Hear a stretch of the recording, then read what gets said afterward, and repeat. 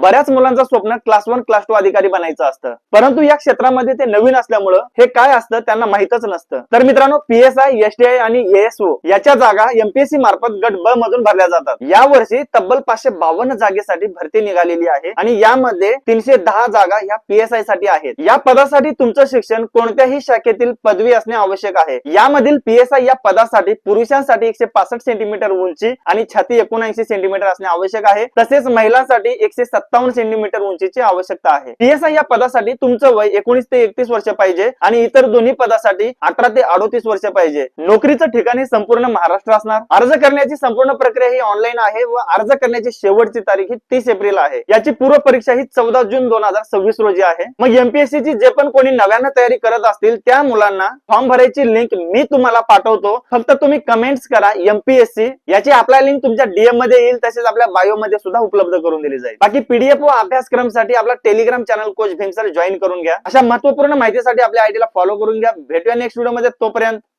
Jai Maharashtra.